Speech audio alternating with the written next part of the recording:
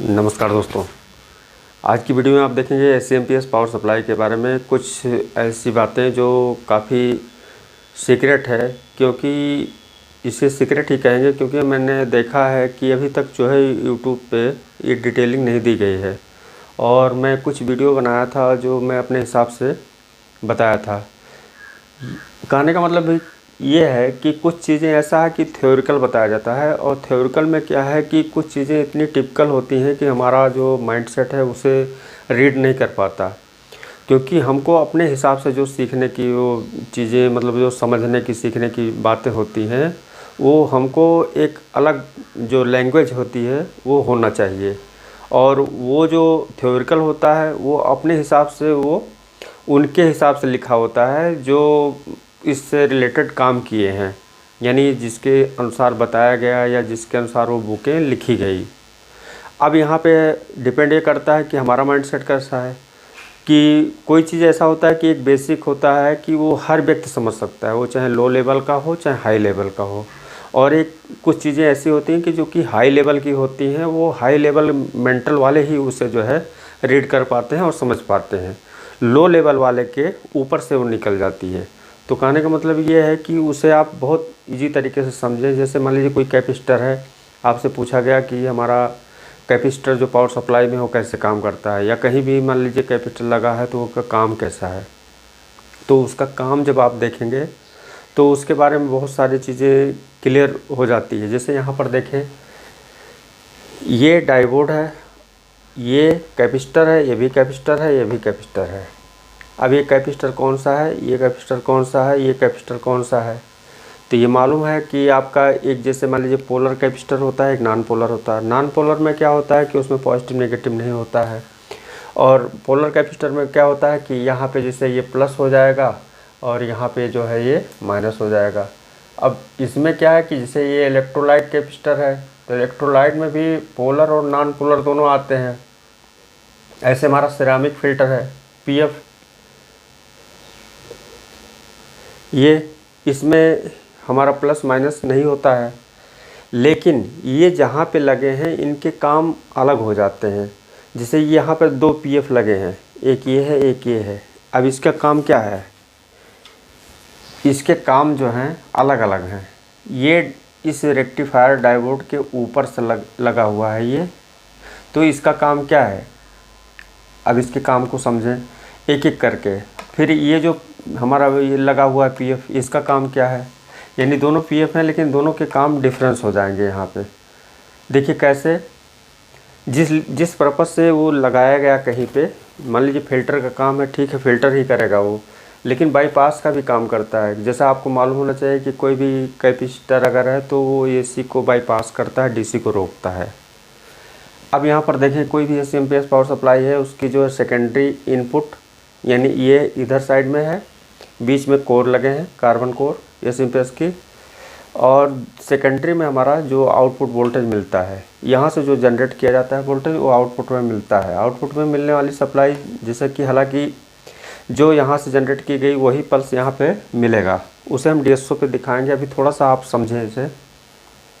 अब ये क्या है कि ये जो आउटपुट सप्लाई मिली, तो जैसे हमारा स्टेप डाउन ट्रांसफार्मर होता था कि वहाँ पे एक सेकेंडरी होता था एक प्राइमरी, यानी प्राइमरी में हमारा AC 220 दे दिया जाता था, और स्टेप डाउन अगर ट्रांसफार्मर है तो यहाँ पे डाउन वोल्टेज ले लिया जाता था। वो क्या होता था कि यहाँ पे वोल्टेज अगर कम अधिक होते थे तो यहाँ पे भी वोल्टेज वो उसका डिफरेंस पड़ता था, अंतर पड़ता था। लेकिन अब SCMPS क्या है, स्विच मोड पावर सप्लाई की उसे कंट्रोल कर लेता है। अगर इनपुट की सप्लाई एक लिमिट तक जिस हिसाब से डिज़ाइन किया गया है वहाँ तक इसकी कंट्रोलिंग करता रहता है, और कंटिन्यू ये कांस्टेंट वोल्टेज यहाँ पे देता है। अब देखिए, मान लीजिए यहाँ से वोल्टेज आउट हुए, ये वोल्टेज जैसे इसी साइकिल है, तो इसी साइकिल में क्या है कि एक पॉजिटिव पल्स बना, एक नेगेटिव पल्स बना। अभी ये जो पॉजिटिव पल्स है और ये नेगेटिव, इसे मान लें पॉजिटिव पल्स और ये हो गया नेगेटिव पल्स। ये बीच में डायोड लगे हैं, डायोड बीच में ये रेक्टिफायर डायोड लगा हुआ है। डायोड का क्या काम है ये रेक्टिफिकेशन करेगा, इसे रेक्टिफाई करेगा। रेक्टिफाई करने का मतलब क्या है कि यहाँ जो ये पल्स आएगी यानी इस एनोड पे, तो ये यहाँ से इसे नहीं बाईपास करने देगा। ये पल्स आएगा यानी पॉजिटिव का ये पल्स यहाँ पे इन होगा। जैसे ही यहाँ पे आया इसके यहाँ पे, तो ये क्या होगा, ये एनोड से कैथोड पे चला जाएगा। तो ये एक पल्स हो गया। फिर ये हमारा दूसरा पल्स आया, ये कंटिन्यू चलता रहता है साइकिल। तो इस बीच में ये गैप मिला। अब देखिए ये गैप जो है यानी इसके बीच की दूरी, ये गैप यानी ये पल्स कट गया। तो यहाँ पे ये पल्स उतना टाइम यहाँ पे पल्स नहीं आया। ये हम आपको थोड़ा ये स्लो आपको लग रहा होगा, लेकिन ये इतनी तेज़ फास्ट इसकी जो स्विचिंग होता है और साइकिल जो होती है वो बहुत फास्ट स्पीड में चलती है, लेकिन हम स्लो में बताते हैं, थोड़ा थोड़ा एक एक पल्स को समझें। अब ये क्या होगा कि यहाँ पे जो गैप मिला, तो सबसे पहले ये पॉजिटिव यहाँ पे एनोड पे आया और कैथोड से आउट हुआ। जैसे ये कैथोड पे ये पल्स बने पॉजिटिव, इसका पहला पल्स, तुरंत ये क्या होगा, ये कैपेसिटर चार्ज हो जाएगा,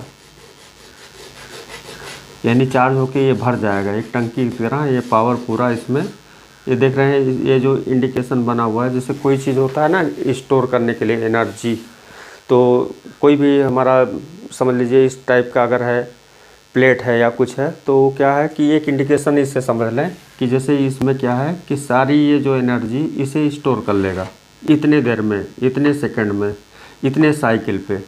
अब ये भर गया मान लीजिए। जैसे फिर ये सेकंड हमारा ये पल्स आया नेगेटिव, तो यहाँ पे ये डिस्चार्ज होगा।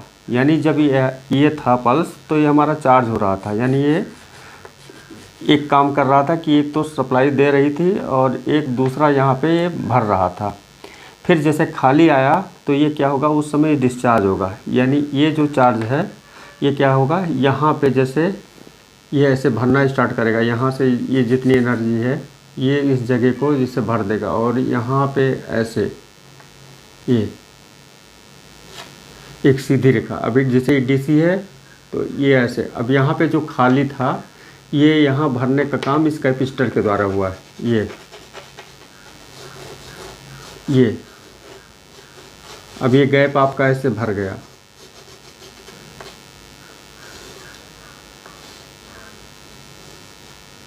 अब दूसरा साइकिल आया तो ये जितना खाली था फिर ये क्या करेगा, फिर ये भर देगा।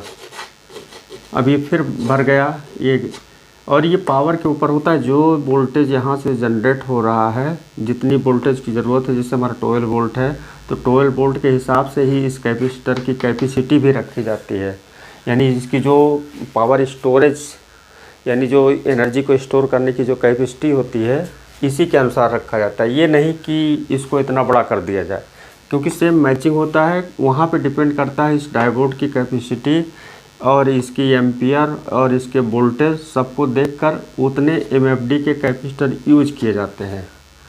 ये अब बाई चांस अगर ये वीक है, कमज़ोर है, तो ये क्या करेगा, यहाँ पे आपका जैसे ये पूरा फुल पावर से नहीं है, क्योंकि चार्ज डिस्चार्ज होते होते कैपेसिटर की एक लाइफ होती है साइकिल के हिसाब से। वो क्या होता है, कभी कभी कहीं रेयर केस में वीक भी हो जाता है, पूरी तरीके से फॉल्ट नहीं होता, तो भी एक प्रॉब्लम आता है। हम आगे जब रेगुलेटर सेक्शन में जाएंगे तो वहाँ पे बताएंगे, जैसे हमारा ये पीएफ शॉर्ट होता है तो क्यों होता है, इसके बारे में बताएंगे।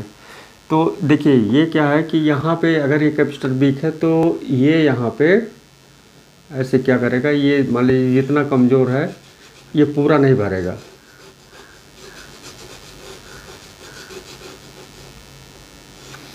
ये जो यहाँ से आ रहा है वोल्टेज सीधा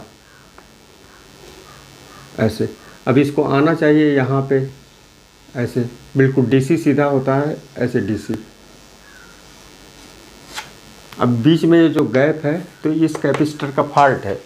अब ये गैप आपको क्या मिलेगा, यहाँ पे जब मल्टीमीटर का प्रोब लगाएंगे तो जैसे हमारा 12 वोल्ट है तो क्या होगा, हमारा 11 वोल्ट, 10.5 वोल्ट, यानी वोल्टेज ड्रॉपिंग। अब वोल्टेज ड्रॉपिंग क्या है, रीजन ये हमारा बताता है, या तो आप जब लोड अगर नहीं दिए हैं तो वोल्टेज बराबर रहेगा। जैसे आप लोड देंगे तो जैसे इसकी जो है कैपेसिटी पता लग जाएगी, यहाँ पे वोल्टेज ड्रॉप हो जाएगा, जो कि ड्रॉप नहीं होना चाहिए जिस हिसाब से इसकी डिज़ाइन की गई है।